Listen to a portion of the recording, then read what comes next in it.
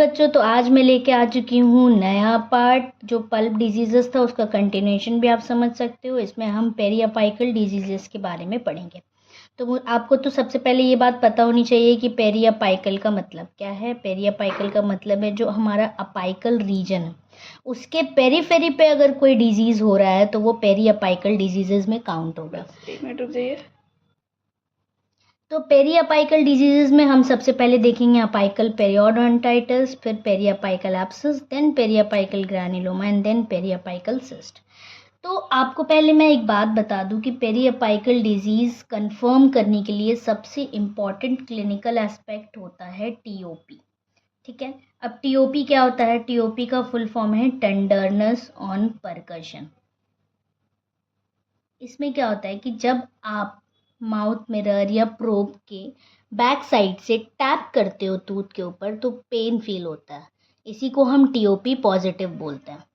अगर पेरियापाइकल diseases present है, ऐसा नहीं है कि ये हर पेरियापाइकल डिजीज में शो होता है, ये सिर्फ सिम्टोमेटिक पेरियापाइकल डिजीजेस के लिए। जो पेरियापाइकल डिजीज असिम्टोमेटिक है उसके लिए नहीं है। तो टेंडरनेस ऑन परकशन दो टाइप का होता है, एक होता है वर्टिकल टैपिंग की वजह से, एक होता है हॉरिजॉन्टल परकशन। ठीक है, तो जो पेरियापाइकल डिजीजेस है वो पॉजिटिव शो करता है वर्टिकल टीओपी। ठीक है, वर्टिकल टैपिंग जब आप करते हो प्रोब से लेके इस तरह से आप टूथ के ऊपर अगर वर्टिकली टैप कर रहे हो और फिर पेशेंट पेन बता रहा है तो वो हो जाता है वर्टिकल टीओपी पॉजिटिव। इससे कंफर्म हो जाता है कि जो डिजीज़ है वो पेरियापाइकल है। पर अगर मान लो आपकी आपको पेरियोडोंटल पेन है, पेरियोडोंटल पेन के लिए हॉरिजॉन्टल टीओपी पॉजिटिव होता है। तो आपने कंफ्यूज नहीं होना है इधर। अगर पेरियोडोंटल पेन है तो आपका हॉरिजॉन्टल टीओपी पॉजिटिव हो सकता है। उसके लिए आपको टूथ को इस तरह से टैप करना है। इस तरह वर्टिकल टैपिंग होती है और इस तरह हॉरिजॉन्टल टैपिंग होती है। में पेशेंट को पेन होगा, इन्फ्लेम्ड हो जाती है, जो एपेक्स का एरिया है वो इन्फ्लेम्ड हो जाता है। ज़रूरी नहीं है कि ये आपको पल्प के इन्फेक्शन की वजह से पल्प के इन्फेक्शन के थ्रू पहुंचा है। हो सकता है कई बार आप रेस्टोरेशन में हाई पॉइंट्स छोड़ देते हो, जिस हाई पॉइंट्स की वजह से टूथ को प्रेशर पड़ता है एपेक्स की ओर और फिर वहाँ पे इन्फ्लेमेशन होने के चांसेस बढ़ जाते हैं। तो हो सकता है हाई पॉइंट्स के रहने की वजह से आपको अपाइकल पेरियोडोंटाइटिस हो। तो ये अक्यूट में काउंट होगा। यहाँ पेन होता है और पेन जो रहती है अपाइकल एरिया में वो थ्रॉबिंग पेन रहती है। आपको ऐसा लगेगा कि अंदर कुछ लपक झपक जैसा पेन हो रहा है, थ्रॉबिंग पेन बोलते हैं उसको। और इसमें टीओपी भी आपको पॉजिटिव देखने को मिलेगा। असिम्टोमेटिक क्रॉनिक अगर हम सिम्टोमेटिक को ही छोड़ दें और पल्प का इरिटेशन भी खत्म हो जाए और पल्पल नेक्रोसिस हो जाए, उसके बाद वो अपाइकल एरिया में पहुंचता है तो यहाँ पे टीओपी एब्सेंट रहेगा क्योंकि नेक्रोज हो चुका है पूरा एरिया और पेन भी वहाँ पे प्रेजेंट नहीं रहेगा। और फिर हो सकता है कि बाद में ये ग्रैन्युलोमा या सिस्ट का फॉर्म ले ले। आपको तो देखिए ऐसा कई बार होता है कि डेंटिस्ट्री में लोग तभी आपके क्लिनिक में ज़्यादा आना प्रेफर करते हैं जब उनके दांतों में पेन हो। और कभी कभी ऐसा सिचुएशन आ जाता है, दवाई गोली ले लेते हैं वो कहीं से भी और पेन को सबसाइड कर देते हैं।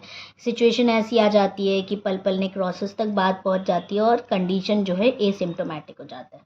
तो उस वजह से क्या होता है कि ग्रैन्युलोमा और सिस्ट के भी चांसेस हो जाते हैं और पेशेंट को पता नहीं चलता कि कितना डिस्ट्रक्शन हो चुका है। यहाँ पे बोन का डिस्ट्रक्शन नहीं होता, अपाइकल पेरियोडोंटाइटिस में बोन का डिस्ट्रक्शन नहीं होता। अब क्लिनिकल एस्पेक्ट्स आपको मैंने बता दिया कि अपाइकल पेरियोडोंटाइटिस कैसे चेक करते हैं। अब हम आपको बताते हैं रेडियोग्राफिक व्यू कि आप रेडियोग्राफ देख के कैसे पता करोगे कि आपके पेशेंट को अपाइकल पेरियोडोंटाइटिस है या नहीं है। सबसे पहली बात तो इसमें बोन का डिस्ट्रक्शन होता ही नहीं है, तो बोन में आपको कोई चेंजेस देखने को नहीं मिलेगा। इसमें सिर्फ पीडियल स्पेस में वाइडनिंग हो जाएगी और लमाइना ड्यूरा इसका तब भी इंटैक्ट रहेगा। जैसे कि आपको पता है कि आप पूरे रूट को और radio OPEC thin structure cover up करता है, वो रहता है लमाइना ड्यूरा। अब ये लमाइना ड्यूरा जो है ये इंटैक्ट ही रहता है। इस डिजीज़ में ये नहीं डिसॉल्व होता है या डिसइंटैक्ट नहीं होता है। तो इसमें आप समझ सकते हो सिर्फ पीडियल की जो स्पेस की वाइडनिंग हो जाती है ड्यू टू इन्फ्लेमेशन की वजह से वहाँ पे सिर्फ वाइडनिंग हो जाती है। नेक्स्ट हम देखेंगे कि अगर हम अपाइकल पेरियोडोंटाइटिस को ट्रीट नहीं करते हैं तो इन्फेक्शन जो है वो और ज़्यादा होने लगेगा। जो एनारोबिक बैक्टीरियाज हैं वो भी इन्फिल्ट्रेट करने लगेंगे पल्प के थ्रू, और फिर पेरियापाइकल एब्सेस होने के चांसेस हो जाते हैं। आपको अच्छे से पता है कि एनारोबिक बैक्टीरिया एब्सेस क्रिएट करने में सबसे ज़्यादा रिस्पॉन्सिबल होते हैं। अब पेरियापाइकल एब्सेस भी दो चीज़ों में डिवाइडेड है, एक symptomatic and asymptomatic. Symptomatic of course it will show symptoms. तो सबसे पहली बात तो पेरियापाइकल एब्सेस रिलेटेड है स्वेलिंग से, पेन से और पस से, एब्सेस डिस्चार्ज से, ठीक है।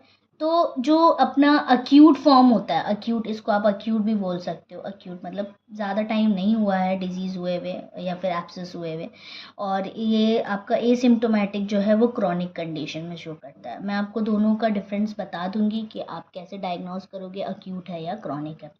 तो सबसे पहली बात कि एब्सेस फिल होने की वजह से जो स्वेलिंग है वो बढ़ती चली जाती है और प्रेशर क्रिएट होता चला जाता है। इसमें बोन का भी पूरा डिस्ट्रक्शन होगा।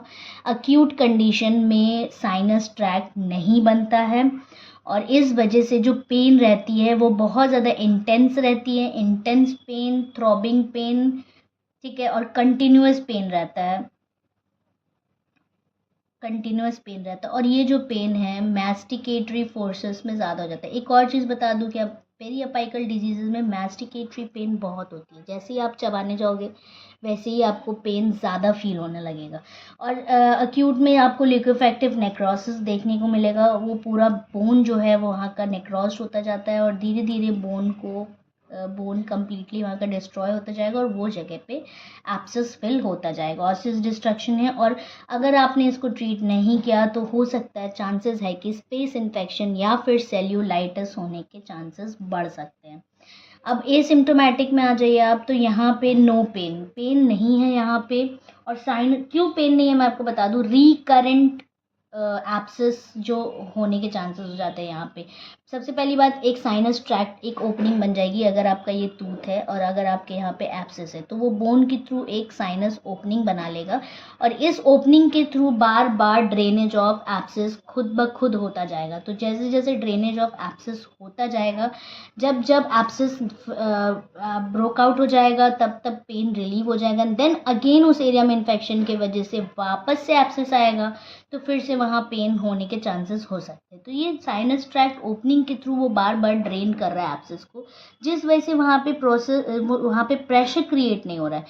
और सबसे बड़ी बात यह है कि वो एक लॉन्ग स्टैंडिंग केस हो जाता है। लॉन्ग स्टैंडिंग इसलिए कि बहुत टाइम तक अगर आप नोटिस नहीं करोगे, आप अपने पेन को सिर्फ मेडिकेशन से सबसाइड कर लोगे, तो वो इन्फेक्शन जो है वो बोन के through channel sinus tract create कर लेता है, ठीक है। रूट अपेक्स और अपाइकल बोन को भी वो डिस्टर्ब करता है।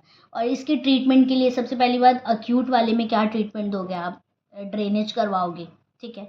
और अगर आपको चेक करना हो कि कौन सा टीथ इन्वॉल्व्ड है, कौन से टीथ से साइनस ट्रैक आ रहा है, तो आप जीपी गट्टा पर्चा लेके इंसर्ट कर सकते हो और रेडियोग्राफिक पिक्चर ले सकते हो, जिसके वजह से आपको पता चल जाएगा कि कौन सा टूथ एक्चुअली में इन्वॉल्व है साइनस ट्रैक्ट ओपनिंग के कारण के लिए, ठीक है। अब रेडियोग्राफी फीचर में आ जाएंगे हम, तो यहाँ पे जो लमाइना ड्यूरा है उतने दूर के एरिया का लमाइना ड्यूरा लॉस हो जाता है, इंटैक्ट नहीं रहता है, डिसइंटैक्ट रहता है, ठीक है। और यहाँ पे इल डिफाइंड रेडियोलुसेंसी रहती है। मैं इल डिफाइंड को इतने अच्छे से क्यों प्रोनाउंस कर रही हूँ, क्योंकि इसका आपको डिफ्रेंशिएट करने में बहुत काम आता है रेडियोग्राफिक व्यू में सिस्ट और एब्सेस के बीच में। यहाँ पे इल डिफाइंड रेडियोलुसेंसी प्रेजेंट रहती है, आपको क्लियर बॉर्डर्स नहीं दिखेंगे रेडियोलुसेंसी के, और डार्क रेडियोलुसेंट पिक्चर दिखेगा आपको रेडियोग्राफ में।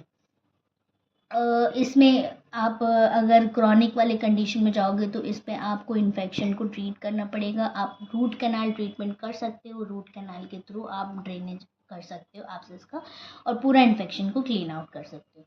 अगर अभी भी आप नहीं ट्रीट करेंगे पेरियापाइकल एब्सेस को, तो हो सकता है there is a chance that कि आपको ग्रैन्युलोमा या फिर सिस्ट हो जाए। ग्रैन्युलोमा में क्या होता है कि ग्रैन्युलेशन टिश्यू का फॉर्मेशन हो जाता है एब्सेस के जगह पे, और यहाँ पे भी इल डिफाइंड रेडियोलुसेंसी दिखती है, और जो इन्फेक्शन रहता है वो पेनफुल नहीं रहता उतना ज़्यादा। अब पेरियापाइकल सिस्ट में आ जाइए, अगर हम किसी भी चीज़ को ट्रीट नहीं करते समय से, तो पेरियापाइकल सिस्ट होने के बहुत सारे चांसेस हो सकते हैं।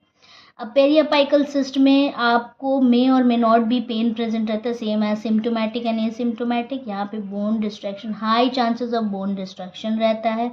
मोबाइल होने के चांसेस टूथ की रहती है, क्योंकि जब आपका रूट के एपेक्स के पास जब पूरा बोन डिस्ट्रक्ट हो रहा है तो आपकी जो टूथ में मोबिलिटी आ जाती है। एक और चीज़ आपको पता है सिस्ट क्या है, एक पैथोलॉजिकल कैविटी है।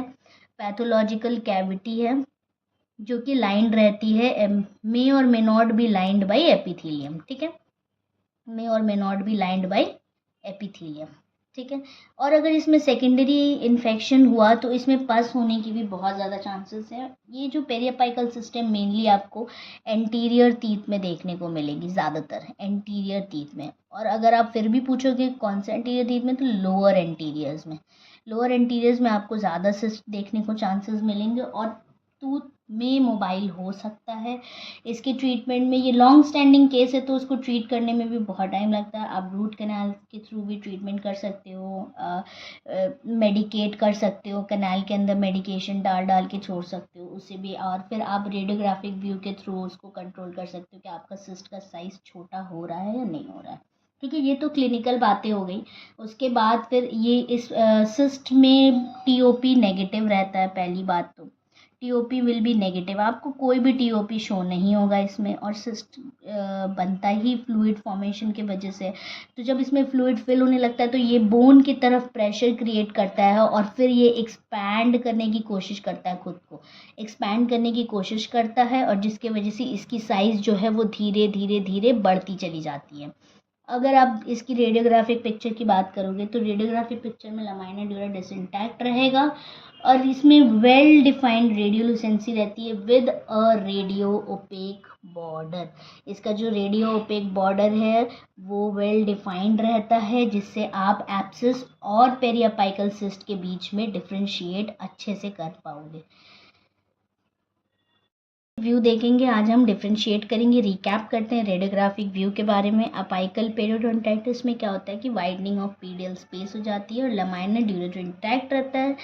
बोन डिस्ट्रक्शन इज एब्सेंट, ठीक है, इसमें कोई भी बोन डिस्ट्रक्शन नहीं रहता है, ठीक है। उसके बाद आप आ जाते हो पेरियापाइकल एब्सेस में। पेरियापाइकल एब्सेस में आप आ जाते हो तो इसमें क्या होता है, इसमें आपको इल डिफाइंड रेडियोलुसेंसी देखने को मिलती है, इल डिफाइंड रेडियोलुसेंसी, ठीक है।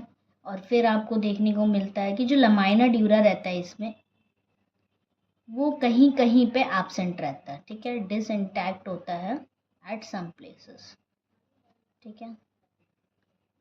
और उसके बाद बोन डिस्ट्रक्शन यहाँ पे देखने को मिलता है। धीरे धीरे वो बोन डिस्ट्रक्ट करेंगे और उसकी जगह एब्सेस फिल होता जाएगा। Then we will see a periapical cyst, ठीक है। पेरियापाइकल सिस्ट में वेल डिफाइंड रेडियोलुसेंसी रहती है, वेल डिफाइंड रेडियोलुसेंसी, ठीक है। और यहाँ पे विथ रेडियो ओपेक बॉर्डर, जैसे कि ये सिस्ट है तो ये जो बॉर्डर है ना वो क्लियरली वेल डिफाइंड रहेगा और रेडियो ओपेक रहेगा और इसके अंदर रेडियोलुसेंसी देखने को मिलती है, ठीक है। रेडियो ओपेक बॉर्डर, यहाँ पे हाईली बोन डिस्ट्रक्शन देखने को मिलता है, हाईली बोन डिस्ट्रक्शन देखने को मिलता है। और ऑफ कोर्स लमाइना ड्यूरा तो डिसइंटैक्ट होगा ही होगा, लमाइना ड्यूरा डिसइंटैक्ट, ठीक है। अब नेक्स्ट हम देखेंगे फ्योनिक्स एब्सेस के बारे में। Phoenix abscess is very important, आपको इसके बारे में जानना जरूरी है।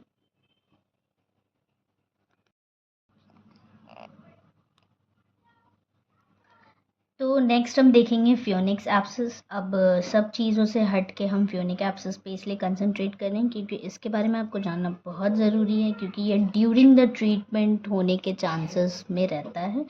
तो इसका फ्योनिक्स एब्सेस का क्या मतलब है कि अक्यूट एक्सर्बेशन ऑफ अपाइकल पेरियोडोंटाइटिस। अगर आप अपाइकल पेरियोडोंटाइटिस को ट्रीट करने जा रहे हो और कभी कभी ऐसा होता है कि रूट कैनाल ट्रीटमेंट के टाइम भी ओवर इंस्ट्रूमेंटेशन हो जाता है, तो उसके वजह से भी फ्योनिक्स एब्सेस के चांसेस बढ़ जाते हैं।